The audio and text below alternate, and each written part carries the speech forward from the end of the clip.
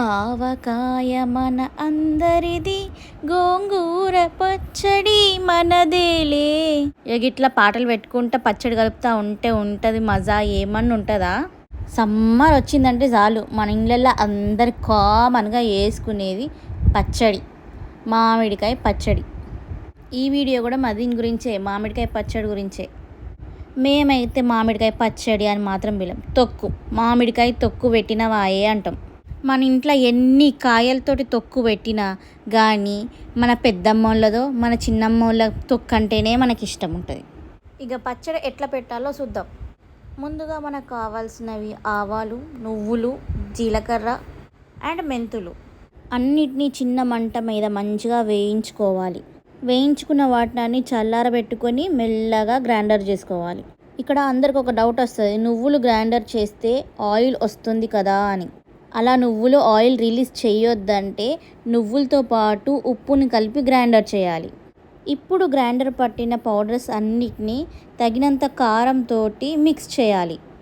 కలపడం కష్టంగా ఉంది అని అనుకుంటే మాత్రం గ్రైండర్కి వేసుకోండి ఒకసారి. నెక్స్ట్ మామిడికాయ ముక్కల్ని మంచిగా కట్ చేసుకొని కడుక్కొని ఆరబెట్టుకోవాలి. కలిపి పెట్టుకున్న కారపొడిలో ఎల్లిపాయలు వేసుకోవాలి. నెక్స్ట్ మనం చేయాల్సిన ఇంపార్టెంట్ అయిన పని, పల్లి నూనెలో ఆవాలు, జీలకర్ర అండ్ ఎల్లిగడ్డ సక్కేసుకొని గోలించుకొని పెట్టుకోవాలి. పసుపు వేయడం మర్చిపోకండి, చెప్పలేదు కదా అని వేయకుండా మానేరు. ఇప్పుడు ఆయిల్లో గోలించుకున్న ఆవాలు, జీలకర్ర, ఎల్లిగడ్డ సక్కు అన్నిటినీ కారంలో కలుపుకోవాలి. ఈ కారం మిక్స్ ఉన్ని ఆయిల్ మిక్స్ ఎంత మంచిగా కలుపుకుంటే మన తొక్కు అంత మంచి టేస్ట్ ఉంటుంది. చేయితో వీలైతే చేయితో కలుపురి, లేకపోతే స్పూన్తో అయితే స్పూన్తో కలుపురి. ఇప్పుడు మనం కడుక్కొని ఆరబెట్టుకున్న మామిడికాయ ముక్కలు ఉంటాయి కదా, అవి నీళ్లు పడకుండా సోగిలా కలుపుకోవాలి. పచ్చళ్ళకు మాత్రం పుల్లటి మామిడికాయ ముక్కలే తీసుకోవాలి. అది కూడా మరీ పెద్ద సైజులో కొట్టించుకోవద్దు, మరీ చిన్న సైజులో కొట్టించుకోవద్దు, మీడియం సైజులో కొట్టించుకోవాలి. ఎందుకంటే మనం పెట్టే తొక్కు ఊరుతుంది కాబట్టి వక్క అన్నది చిన్నగా అవుతుంది.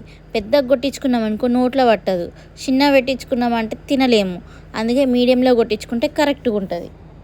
ఇప్పుడు మామిడికాయ ముక్కలు కారం అన్ని మసాలాలు ఉన్నాయి కదా, అవన్నీ మంచిగా కలుపుకోవాలి. ఇది ఎంత మంచిగా కలుపుకుంటే అంత టేస్ట్ ఉంటుంది. మీరు కూడా నా లెక్క ఉప్పు కారం టేస్ట్ ఎట్లుందో అని చూస్తా అని వక్కని సోగి పెట్టుకొని తింటారా? ఇట్లా చేయకపోతే వక్క పెట్ట థ్రిల్ ఉండదు. మా కల్పనికి అయితే లేదనేసి మా ఆయనకి ఇచ్చినాం కలపమని. పాష చెంచాతో కలిపిండు ఫస్ట్, అసలు కల్పనికి రాలేదు. తర్వాత ఇక గిట్లయితే మంచిది లేదనేసి చేయి పెట్టిండు. చూడండి, దాదాపు ఒక 20 నిమిషాలు ముక్కలను మంచిగా మసాజ్ చేయాలి ఆ కారంలో. మనకు చేతులు నొస్తున్నా మండుతున్నా కానీ మనకు తొక్కు మంచిగా టేస్ట్ ఉండాలి అంటే మాత్రం మంచిగా కలపాలి. మంచిగా గిన్నెలో కలుపుకున్న దాన్ని మెల్లగా ఫ్రెష్ జాడి తీసుకోవాలి. మా మమ్మీ మాత్రం ఎప్పుడు పాత జాడీనే వాడుతుంది. మంచిగా దాన్ని క్లీన్ చేసుకొని దేవుడి దగ్గర పెట్టి బొట్లు పెట్టి పెడుతుంది. ఇక మెల్లగా ఈవెన్గా మొత్తం జాడీని నింపుకోవాలి. నింపుకున్న తర్వాత పై నుండి కొంచెం ఆయిల్ వేసుకోవాలి.